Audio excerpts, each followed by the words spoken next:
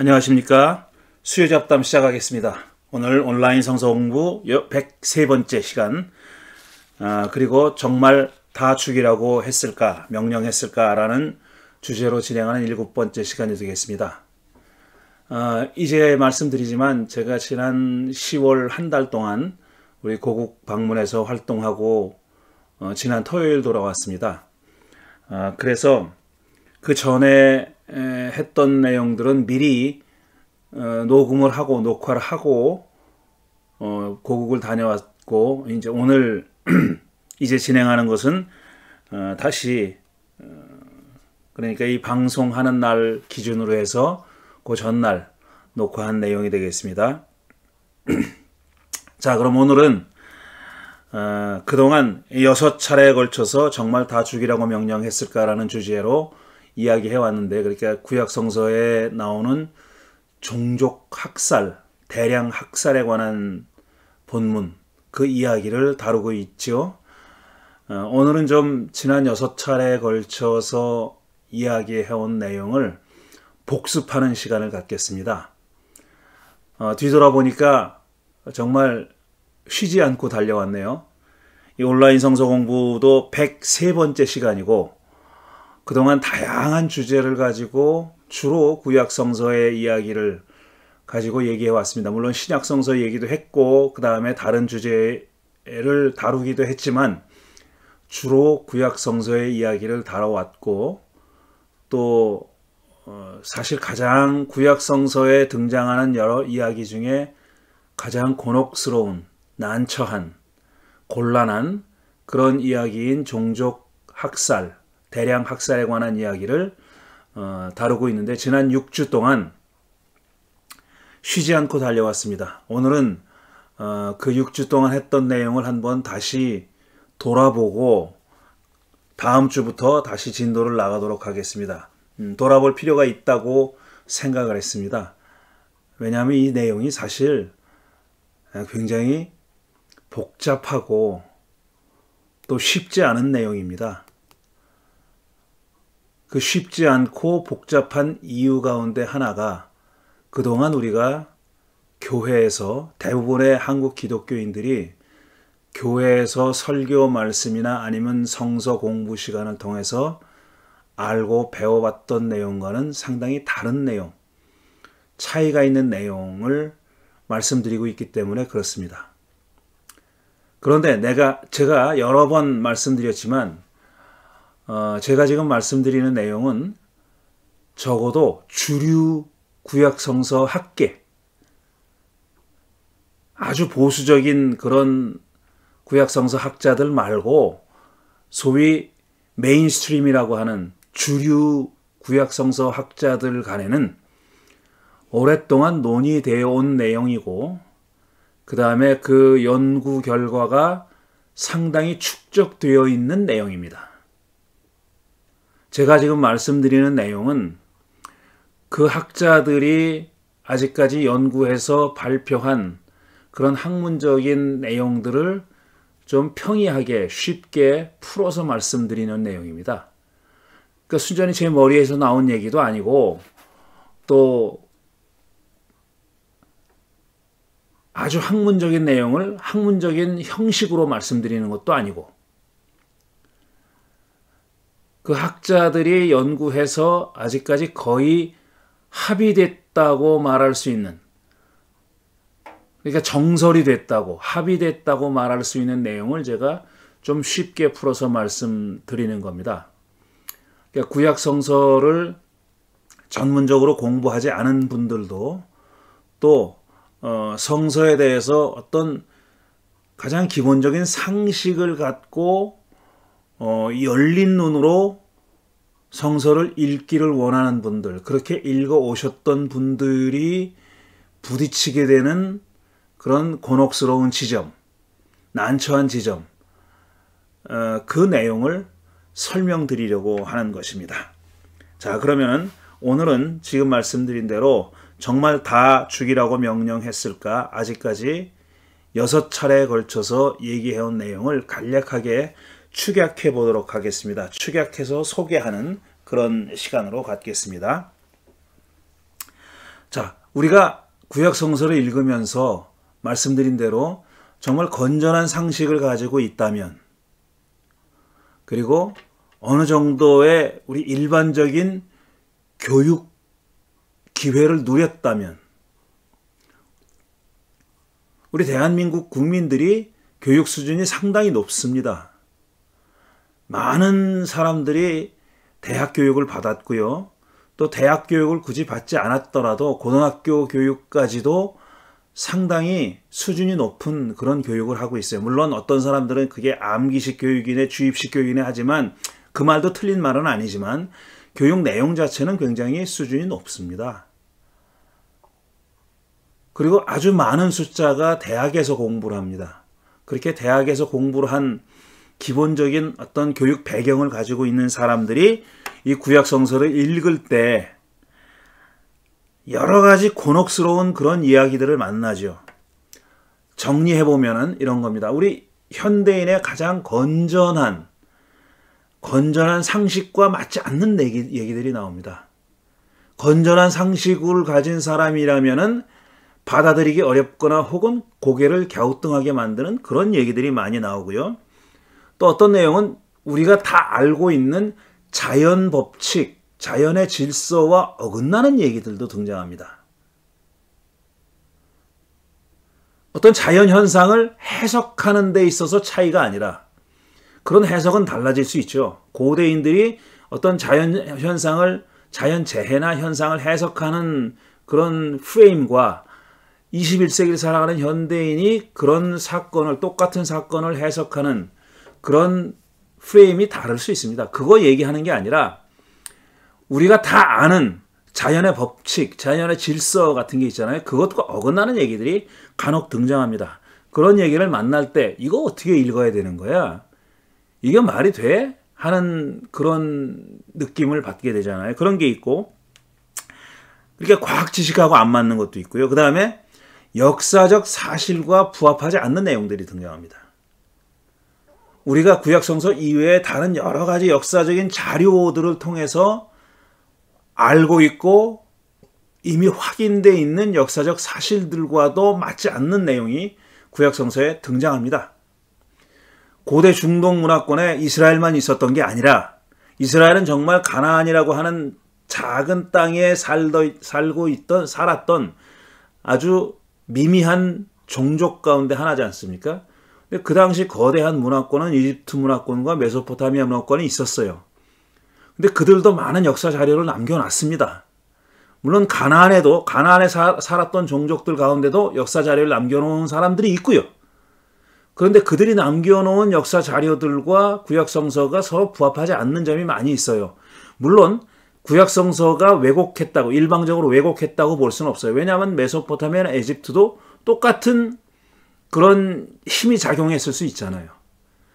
그래도 그걸 감안하면서 비교해서 읽어보면은, 비교해서 살펴보고 연구해보면은 구약성서 내용이, 이거는 구약성서의 진술보다는 그 주변 문화권의 진술이 더 역사적으로 타당하다라고 여겨지는, 그렇게 판단되는 것들이 많이 있습니다. 그러니까 구약성서의 진술이, 서술이 역사적 사실이 아니라는 얘기죠.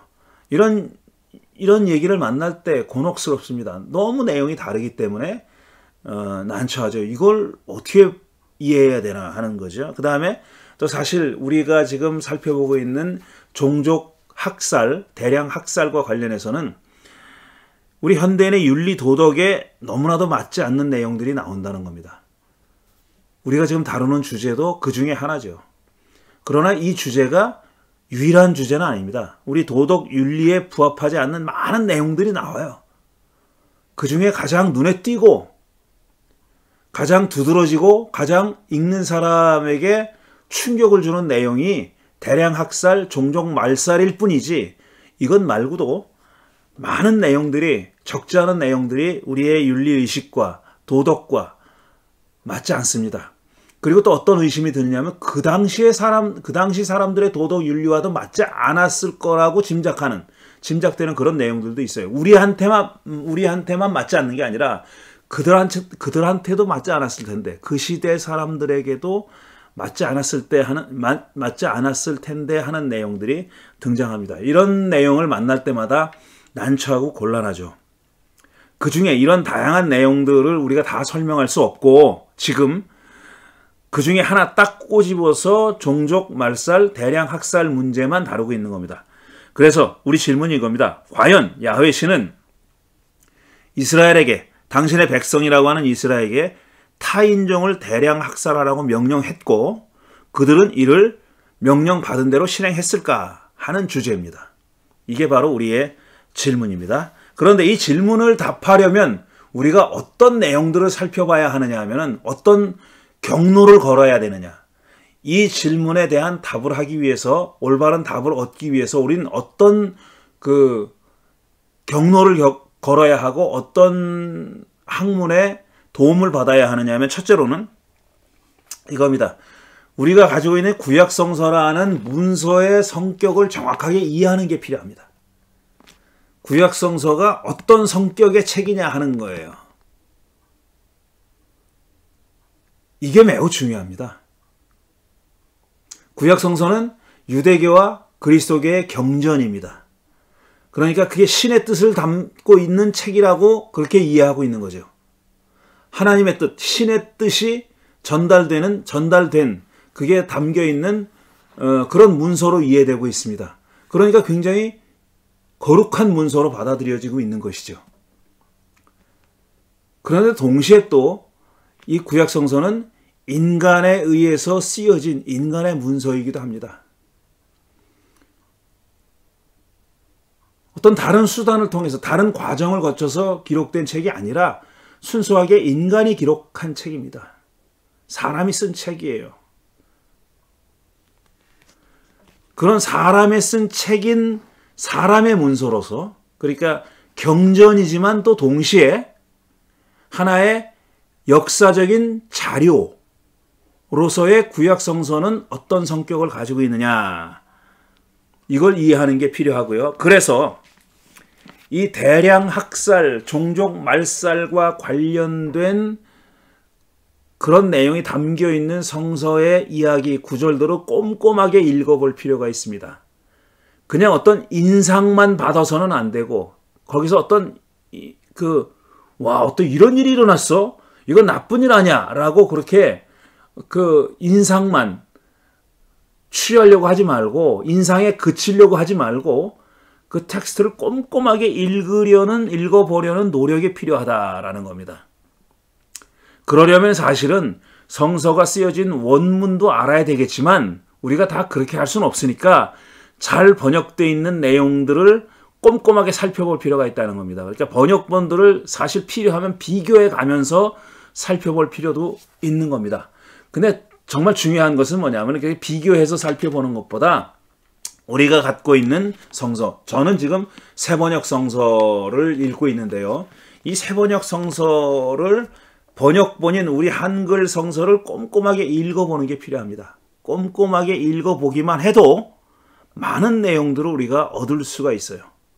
굳이 히브리 원어를 모르더라도 또 여러 번역본들을 비교해 가면서 읽지 않더라도 좋은 번역 하나를 가지고 아주 꼼꼼하게 읽어보면 많은 내용들을 파악할 수가 있다는 겁니다. 또 여기서 한 걸음 더 나아가서 고고학이나 문화인류학이나 이런 인류학의 연구 성과들의 도움을 받으면 더 잘 이해할 수가 있습니다. 이런 점들을 감안해서 이런 점들을 다 염두에 두고 이런 내용들을 염두에 두고 지금 야훼 신은 이스라엘에게 타 종족을 대량 학살하라고 명령했고 또 이스라엘은 그대로 행했는가라는 질문에 대한 답을 찾아보려는 게 이번 수요 잡담의 과제가 되겠습니다. 그래서 그 다음에 우리가 살펴본 것은 대량 학살을 명령하는 구절들이 어떤 게 있나 하고 살펴봤습니다. 근데 생각보다 많지는 않아요.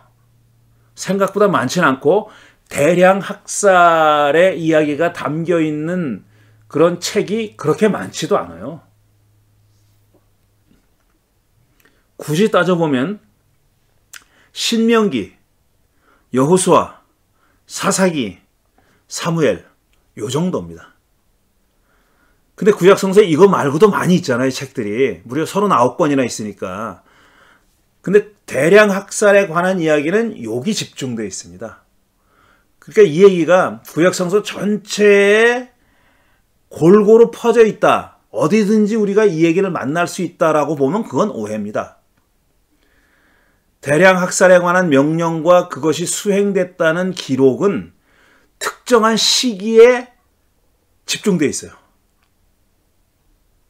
그것도 이스라엘 백성들이 40년의 광야 생활을 끝내고 가나안 땅에 들어갔던 시기, 그 직후, 그 다음에 조금 더 확대하면 사울 시기, 사울 왕 시기에 국한되어 있어요. 그 이후에는 대량 학살 얘기가 등장하지 않습니다. 그래서 대량 학살을 명령했던 구절, 명령하는 구절들로 신명기 7장과 20장을 읽었고요. 그 다음에 그 명령을 명령대로 수행했다고 보도하는, 기록하는 구절들을 여호수아 11장과 21장의 내용들을 읽었습니다. 첫 시간에 읽었는데 리마인드 하는 의미에서 짧은 구절만 좀 짧게 제가 읽어드리죠. 먼저 신명기 7장 1절과 2절 보면 이렇게 되어 있어요. 주 당신들의 하나님이 당신들이 들어가 차지할 땅으로 당신들을 이끌어 들이시고 당신들 앞에서 여러 민족 곧 당신들보다 강하고 수가 많은 7민족인 헷족과 기르가스족과 아모리족과 가나안족과 브리스족과 히위족과 여부스족을 다 쫓아내실 것입니다. 주 당신들의 하나님은 그들을 당신들의 손에 넘겨주셔서 당신들이 그들을 치게 하실 것이니 그때 당신들은 그들을 전멸시켜야 합니다. 이겁니다. 전멸시켜야 합니다. 그들과 어떤 언약도 세우지 말고 그들을 불쌍히 여기지도 마십시오. 그랬어요. 그리고 나서 뭐라고 하냐면 어린아이, 남자, 여자, 남녀노소 가릴 것 없이 다 죽이라 그랬어요. 짐승들까지 다 죽이라고 명령했습니다. 이게 종족 말살, 대량 학살의 명령이, 야훼 신의 명령이 가장 분명하게 드러나 있는 구절들 중에 하나입니다. 그런데 말이죠. 이렇게 명령을 내렸고 수행했다고 기록된 구절들이 있는데 이것과 상반되는 사맞지 않는 구절들이 또 등장합니다. 이게 여호수아 13장 1절부터 6절, 사사기 1장, 사사기 2장의 구절들입니다. 제가 다 읽어드렸어요. 그 구절들을. 오늘도 역시 리마인드 하는 의미에서 한 구절만 읽어드릴게요. 여호수아 13장 1절과 2절을 보면은 여호수아가 늙고 나이가 많아졌다. 주님께서 그에게 말씀하셨다. 넌 늙었고 나이가 많은데 정복하여야 할 땅은 아직도 많이 남아있다. 이게 무슨 말이에요? 정복하여야 할 땅은 아직 많이 남아있다라는 얘기는 그 땅에 아직도 죽여야 할 종족들이 살고 있다는 얘기입니다. 빈 땅인데 정복하지 못했다는 얘기가 아니라 그 땅에 아직도 너희들이 정복해야 할, 그러니까 몰살해야 할 그런 종족들이 살고 있다라는 뜻이에요. 앞에 내용하고 안 맞죠. 자, 이 모순을 어떻게 이해하고 어떻게 우리가 해결해야 될지, 이 모순을 어떻게 이해해야 할지 하는 것이 중요한 과제가 되는 겁니다.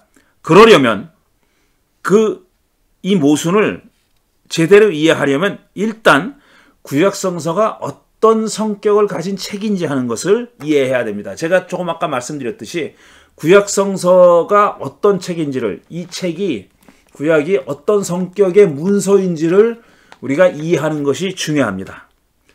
대체로 구약성서는 역사서로 이해되어 왔어요. Historical books. 역사책이다.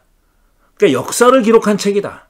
이스라엘 민족의 역사를 기록한 책이다. 라고 그렇게 이해해 왔습니다. 물론 구약성서 안에 시가서도 있고 뭐 잠언도 있고 있어요. 그런데 전체적으로 성격 규정을 하자면은 역사적인 성격이 강한 책이다. 그러니까 역사책이다. 이렇게 이해해 왔어요. 그런데 중요한 건 뭐냐면 어떤 의미의 역사책이냐 하는 겁니다. 역사책이라고 할 때 용어는 같을지언정 구약성서를 기록했던 사람들이 이해했던 역사책과 그 다음에 우리 현대인이 이해하고 있는 역사책이 성격이 다릅니다. 물론 그들과 우리만 다른 게 아니라 그 중간에 고대인들, 중세인들, 근대 초기 계속해서 역사에 대한 이해가 달라지고 있어요. 근데 극단적으로 딱 두 가지만 비교해 보자는 겁니다. 구약성서를 기록했던 시대 사람들이 뭘 역사라고 생각했는지, 역사의 목적이, 역사서를 쓰는 목적이 뭐라고 생각했는지 하는 것이 우리와 다르다는 거예요. 그래서 구약성서 학계에서는 오랫동안, 적어도 지난 수십 년 동안 맥시멀리스트하고 미니멀리스트라는 말을 해왔습니다. 그러니까 최대주의자, 최소주의자라는 겁니다. 최대주의자는 뭐냐 하면은 구약성서에 기록되어 있는 이야기들이 다 역사적 사실이다 이겁니다. 실제로 벌어진 일이다 이런 얘기예요.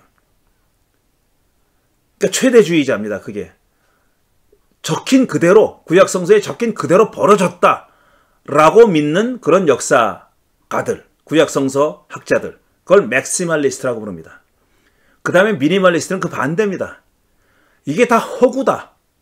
구약성서에 기록된 그런 역사라고 해서 기록되어 있는 이야기들은 대체로 다 허구다 라는 겁니다. 거짓말이다 라는 겁니다. 실제로 그런 일이 일어나지 않았다라는 겁니다. 이게 미니멀리스트입니다.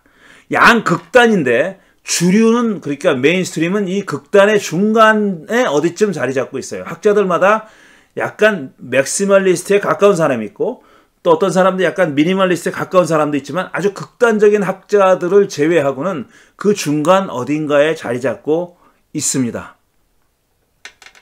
근데 미니멀리스트가 보기에는 그런 중간 어디쯤에 자리 잡고 있는 사람들도 다들 저 사람들은 다 역사가라고 말할 수 없다 이렇게 생각하죠. 절충주의자라고 생각하죠. 어쨌든 이런 상황이고 지금 구약성서학계가. 근데 문제는 뭐냐 하면은 이게 구약성서가 역사책이라고 하면은 그 역사책을 서술한 목적이 뭐냐라는 거예요. 왜 이 책을 남겼느냐? 왜 구약성서라는 역사적 성격을 가지고 있는 문서를 남겼느냐 하는 건데, 현대적인 의미에서 역사는 가급적이면은 있는 사실을, 벌어진 일들을 일단 그대로 전하는 것이 일차적인 목적이라고 생각합니다. 물론 현대 어느 역사서도 있는 사실을 일지 형식으로 적어놓고 몇 월 며칠은 무슨 일이 일어났어, 몇 월 며칠은 무슨 일이 일어났어 이렇게 적어놓고 그걸 역사서라고 얘기하지 않습니다. 역사책에 앞이나 뒤에 연보가 나와요. 근데 그 연보를 가리켜서 역사책이라고 얘기하지 않습니다. 그렇게 일어난 일을 해석하는 일이 역사학자의 과제죠. 그 일이 왜 일어났는지, 어떤 영향을 미쳤는지 하는 것을 해석하는 것이 역사가의 일이죠. 그런 의미에서 모든 역사는 해석된 역사죠. 해석되지 않은 날것인 연보 형식의 역사는 아닙니다. 다 해석된 역사예요.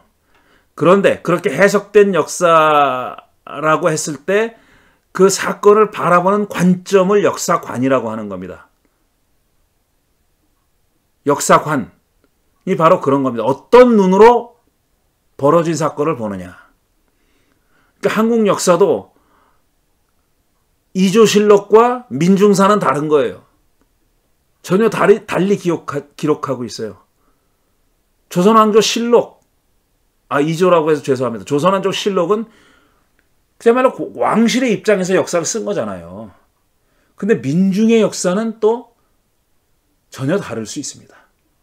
하워드 진의 미국 민중사가 그렇게 센세이션을 일으키고 많은 사람들에게 읽힌 이유도 미국의 역사를 전혀 다른 시각에서 바라봤기 때문 아니겠어요?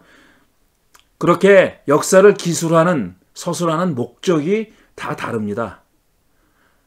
현대 역사가들은 그래도 가급적 벌어진 일들을 그대로 전하는 것이 1차적인 목적입니다. 1차적인 목적이에요. 모든 목적의 전부가 아니라. 그러나 구약성서를 서술한 역사가들은 그렇지 않습니다. 벌어진 일을 그대로 전하는 게 목적이 아니에요. 그 일을 야훼 신이 전적으로 주관해서 일으켰는데, 그게 첫 번째예요. 야훼 신이, 그러니까 우리 인간의 역사에서 벌어진 일은 인간들끼리 이렇게 지지구 복구해서 만들어낸 역사가 아니라, 일으킨 사건이 아니라 야훼 신이 계획을 가지고, 의도와 계획을 가지고 역사를 이끌어 간다고 믿었고, 그런 야훼의 의도와 계획이 반영되어 있는 게 역사적 사건이라고 그렇게 믿어왔어요. 이게 크게 다른 거죠. 근대 역사가 어느 누구도 이렇게 생각하지 않습니다. 지금 우리 세계에서 일어나는 일들, 사회에서 일어나는 일들을 그렇게 해석하는 사람이 어디 있어요? 그래서 역사가가 아니죠. 그런 사람들은 현대적인 의미에서 역사가로 인정받지 못하죠. 그러나 구약성서를 썼던, 구약성서가 쓰여졌던 시대에 구약성서를 기록했던 저자들, 그러니까 역사가들은 그렇게 생각했어요. 야훼 신이 목적과 의도를 가지고 풀어나가는 것이 인간의 역사다. 따라서 인간의 역사는 야훼 뜻이 무엇인지 아는 게 중요한 겁니다. 야훼 계획이 뭔지 아는 게 중요한 거예요. 야훼가 그 사건을 통해서 어떤 메시지를 우리에게 주고 있느냐 하는 것을 캐치해내는 게, 파악해내는 것을 역사가의 과제라고 그렇게 생각했습니다. 그러니까 역사관이 이렇게 다른 겁니다. 그 다음에 또 한 가지 제가 말씀드린 것이, 구약성서가 전체적으로 역사서라고 말한다 할지라도, 그리고 물론 역사서 아닌 책들도 있지만, 각 역사서로 여겨지는 그런 책들 가운데서도 소위 역사성, 역사적 사실성의 정도는 다 다르다 하는 겁니다. 그러니까 창세기 1장부터 11장, 원시 역사죠. 바벨탑 이야기까지 원시 역사는 그걸 누가 보고 기록한 사람이 없어요. 그런 의미에서 역사성이라는 것을 중심으로 볼 때는 이스라엘의 족장들의 역사보다 역사성이 떨어집니다. 왜냐하면 족장들의 역사는 있잖아요. 아브라함, 이삭, 야곱, 요셉의 역사는 그 시대를 반영하는 역사적 문서들이 남아 있습니다. 그게 고대 에집트와 메소포타미아 지역에 족장들이 살았던 시대에 관한 그 동시대의 역사적인 기록들이 남아 있어요. 그러니까 족장들의 역사는 훨씬 더 역사성이 높은 거예요. 왜냐하면 그걸 입증하는 혹은 반증하는 기록들이 남아있기 때문에. 그러나 창세기 1장부터 11장까지의 이야기와 비슷한 기록들이 있습니다. 그런데 그 기록들은 다 뭐냐면 신화적인 기록들이에요. 에집트와 메소포타미아 신화에 비슷한 이야기가 나와요. 하지만 그 신화들은 역사성이 떨어지죠. 역사적 사실성이 떨어지는 겁니다. 그러니까 따라서 창세기 1장부터 11장까지 이야기도 역사적 사실성은 족장들의 역사에 비해서 떨어지는 거고, 또 족장들의 역사는 출애굽기 이후에 적혀있는 역사들, 이스라엘의 역사보다 역사성이 떨어집니다. 더. 역사성이 떨어진다는 얘기는 그 이야기를 서포트하는, 밑받침해주는 그런 역사적 기록이 박약하다 이겁니다. 드물다는 얘기예요. 더 많은 방증하는 그 시대를 그러니까 족장들이 살았던 이야기를 기록한 그 역사적인 기록인 창세기 12장부터 50장까지의 이야기의 역사성을 입증해주는, 간접적으로라도 입증해주는 그런 역사 기록들이 얼마나 많이 남아있느냐라는 겁니다. 그런 점에서 역사성이 떨어진다고 얘기할 수 있어요. 제가 요나서 예를 들었는데, 요나서는 역사성이 많이 떨어지는 책입니다. 서술하는 내용들이 그렇죠. 물고기 뱃속에 3일 동안 있었다가 다시 살아나왔다라는 얘기는 굉장히 우화적인 성격을 가지고 있다고 여러 번 말씀드렸고요. 그 다음에 아시리아의 수도인 니느웨 사람들이 죄다 회개하고 야훼 신께 빌었다. 이건 역사적으로 일어날 수 없는 일입니다. 그러니까 역사성이 떨어지는 거죠. 한마디로 구약성서의 모든 책이 동일한 역사적 사실성을 가지고 있는 건 아니다 라는 얘기입니다. 그게 구약성서라는 문서의 성격이에요. 성격. 그 다음에 또 다시 한번 말씀드리지만, 인간의 역사는 이스라엘 역사를 포함해서 모든 인류의 역사는 나중에 이렇게 확대되죠, 시야가. 인류의 역사는 야훼 신이 가지고 있는 의도, 목적, 그것이 이루어지는 장이다. 운동장이다. 이런 생각을 가지고 있습니다. 그거를 신학적인 용어로 야훼 유일주의라고 얘기합니다. 야훼만이 신이고 야훼의 계획과 목적과 의도가 성취되는 이루어지는 장이 바로 역사다라는 겁니다. 그래서 이사야 45장 5절부터 7절까지를 읽어드렸습니다. 나는 주다. 나밖에 다른 이가 없다. 나밖에 다른 신은 없다.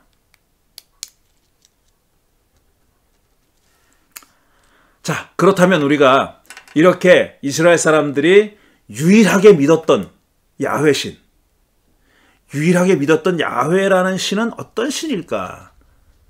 어떤 성격을 가지고 있는 신일까? 어떤 종류의 신일까라는 겁니다. 뒤집어서 얘기하면 이스라엘은 야훼라는 신을 어떻게 인식하고 어떤 신이라고 이해하고 있었을까? 그게 구약성서에 어떻게 반영되어 있나 하는 것을 알아볼 필요가 있어요. 우리가 야훼 신을 다 잘 안다고 생각하는데 그건 그렇지 않아요. 그렇지 않습니다. 야훼 신이 어떤 신인가 하는 것을 알기가 매우 어렵습니다. 왜냐하면 많은 상반되는 서술들이 구약 성경에 공존하고 있기 때문에 그렇습니다. 그걸 정리해야 돼요. 갈래를 잡아야 되고 분류를 해야 돼요. 그 작업이 그렇게 쉬운 작업이 아닙니다. 아주 어려운 작업입니다. 일단 저는 이스라엘 사람들이 구약 성서를 기록했을 때 자기들의 신인 야훼 신을 어떤 신으로 인식했을까 하는 내용을 몇 가지로 이 종족 말살, 인종 학살과 관련돼서 야훼 신을 어떻게 이해했을까라는 점을 몇 가지로 예를 들어서 말씀드렸습니다. 물론 제가 말씀드린 내용이 구약 성서가 보여주는 야훼 신의 성격 모두를 말하고 있지는 않아요. 지금 방금 말씀드렸듯이 종족 말살에 관한 이야기를 이해하기 위해서는 이스라엘 사람들이 야훼라는 신을 이렇게 이해했구나 하는 것을 우리가 알아야 된다라는 겁니다. 그런 점에서 그렇기 때문에 말씀드린 겁니다. 첫째로 야훼 신은 우리 그리스도인들이 생각하는 것처럼 영적인 분이 아니에요. 눈에 보이지 않는 영적인 분이 아닙니다. 그건 훨씬 후대에 신을 인식하는 그런 새로운 방식이에요. 구약 성서는 야훼 신을 포함해서 모든 신들을 영적인 분, 그러니까 spiritual being으로 이해하지 않았습니다. 눈으로 볼 수도 있고 어떤 그러니까 물질적인 육신을 가지고도 있고 보면 안 됐지만 말이죠. 그런 분으로 이해했습니다. 그러니까 어떤 그 물질 세계 이외에 다른 어떤 세계, 우리가 흔히 영적인 세계라고 부르는 그런 세계가 따로 존재한다고 믿지도 않았었고, 그런 생각이 그들의 이 머릿속에 아직 자리 잡지 않았었고, 그러니까 전적으로 눈에 보이는 물질적인 세계가 다라고 생각했어요.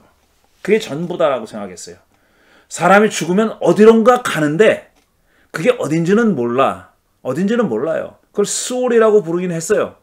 스올이라고 불렀지만 거기에 대한 어떤 그 생각을 발전시키지는 않았습니다. 어디론가 간다. 그 다음에 우리 육신은 다 흙으로 돌아간다. 이렇게 생각했죠. 그걸 어떤 영적인 존재라고 생각하지도 않았어요. 죽은 다음에 영이, 영혼 이런 생각이 아예 없었다고요. 그러니까 영적인 분이라는 생각은 우리가 이 종족 학살을 생각할 때는 머리에서 지워버려야 됩니다. 야훼 신은 영적인 존재가 아닙니다. 그들에게 있어서는 그렇지 않았어요. 그 다음에 또 우리 현대인들은 신을 보편적인 하나님이라고, 모든 인류의 하나님이라고 그렇게 믿습니다. 그런데 그런 생각이 구약 성서에서 자리 잡게 된 것은 굉장히 훗날 일입니다. 뒤에 일어난 일이에요. 종족 학살의 일이 벌어졌다고 여겨졌던 시대, 그 다음에 그 이야기를 기록했던 시대, 기록했던 시대는 물론 일이 벌어진 후대겠죠. 그 시대에는 야훼 신이 보편신으로 믿어지지 않았어요. 그러니까 모든 인류의 신, 유니버설 갓이 아니었다고요. 이스라엘만의 종족신. 물론 다른 종족의 어떤 역사에도 가끔 관여할 수는 있지만 근본적으로는 이스라엘 종족들만의 신이었었어요. 그러니까 이 신을 이스라엘인 아닌 다른 사람들이 이집트나 무슨 가나안의 7 족속들한테 야훼를 믿으라는 말은 어불성설입니다. 그건 있을 수도 없는 일이에요. 왜 내가 니네 종족의 신을 믿어? 이렇게 되는 겁니다. 그러니까 이스라엘도 그들더러 야훼 신을 믿어라라고 얘기한 적이 없고 한마디로 전도나 선교를 해본 적이 없고 왜냐? 그들의 신이 아니니까. 다른 종족들도 이스라엘의 야훼를 믿어보려고 하지도 않았어요. 철저하게 종족신입니다. 이스라엘 종족만의 신이었어요.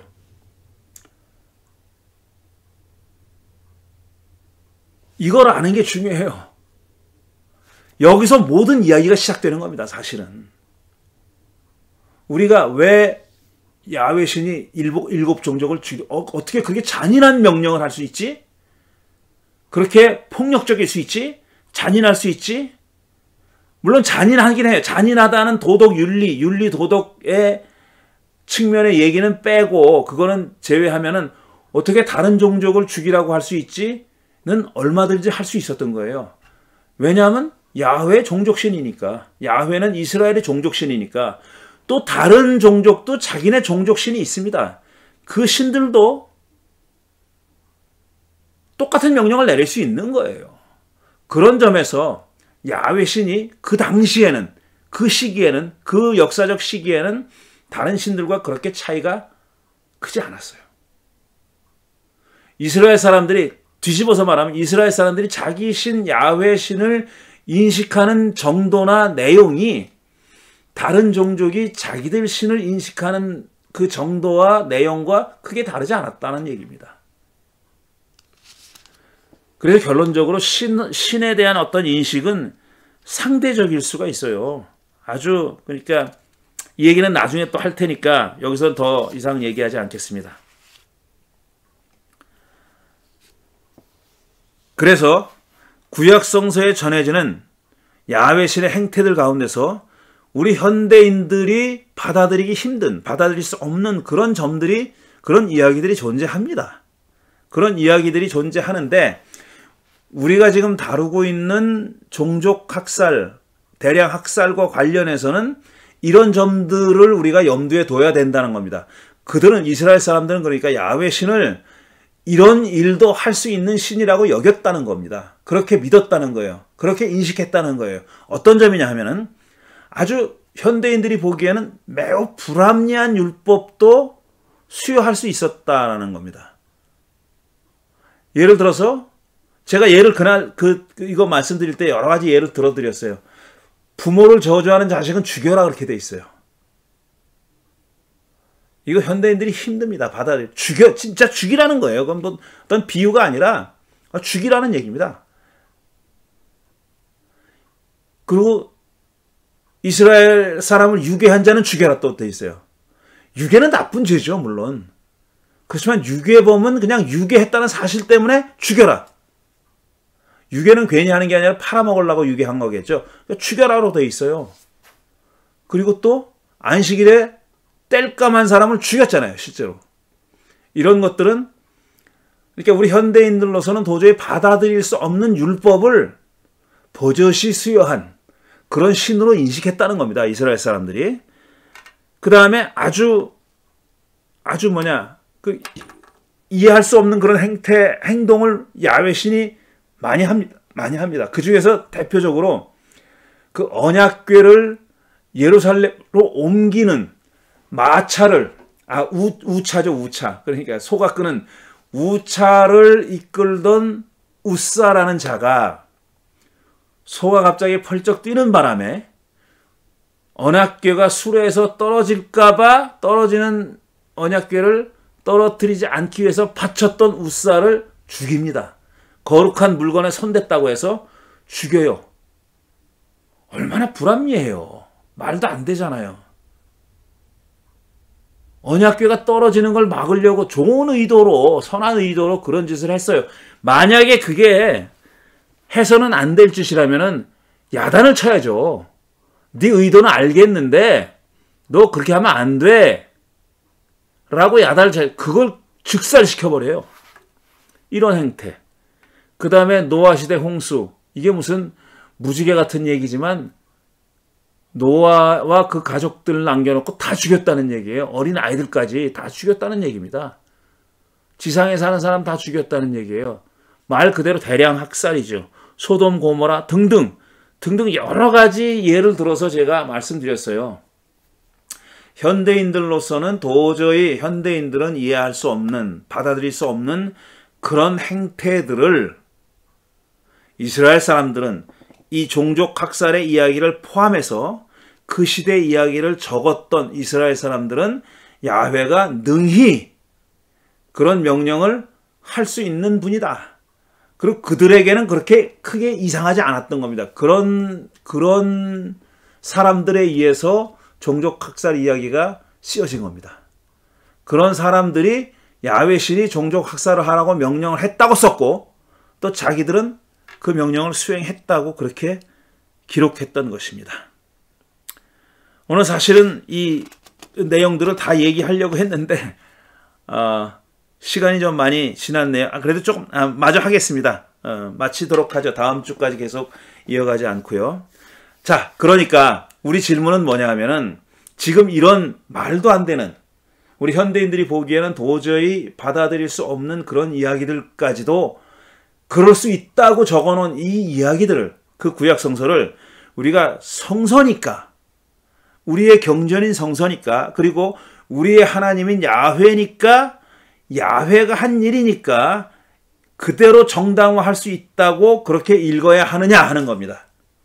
종족 학살을 포함해서 지금 웃사의 이야기나 유괴한 자는 죽이라는 이야기나 동성애는 다 죽이라는 이야기나 무슨 그 아들을 번제로 바치라고 명령했던 그런 명령이나 이런 것들, 이런 모든 것들이 다 우리가 경전으로 받아들이고 있는 하나님의 말씀으로 받아들이고 있는 구약 성경에 기록되어 있으니까 다 그건 정당한 거야. 또 우리가 믿는 하나님인 야훼 하나님이 명령하거나 실제로 행한 일이니까 다 그대로 받아들여야 돼. 왜? 야훼니까.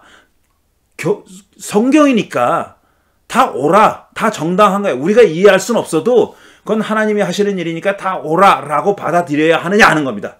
이게 제가 이 주제를 가지고 말씀드리는 가장 큰 문제의식입니다. 제 대답은 아니라는 겁니다. 그렇게 해서는 안 된다는 겁니다. 비록 그게 우리가 경전으로 받아들이는 구약 성경에 들어있다 할지라도 비록 그 이야기가 야훼가 그렇게 명령했고 이스라엘 사람들이 그 명령을 받들어서 그렇게 행했다 할지라도 그대로 받아들여서는 안 된다라는 게 제가 말씀드리는 겁니다. 그렇다면은 저 광 목사는 정말 저자는 성경을 하나님의 말씀으로 믿는 자야?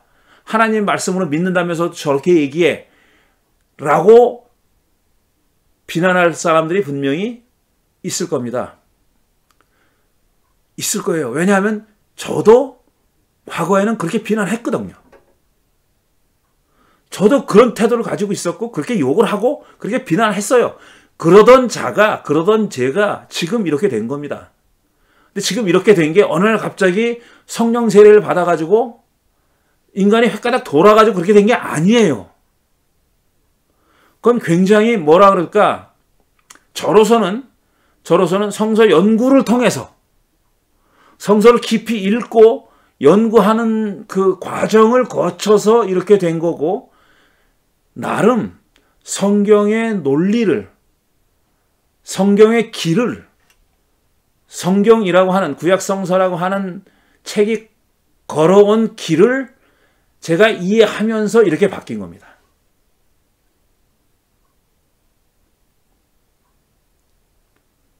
그래서 결론은 그걸 그대로 읽어서도 안 되고 그걸 그대로 옳다고 해서도 안 되고 그걸 그대로 적용하려고 해서도 안 된다라는 겁니다.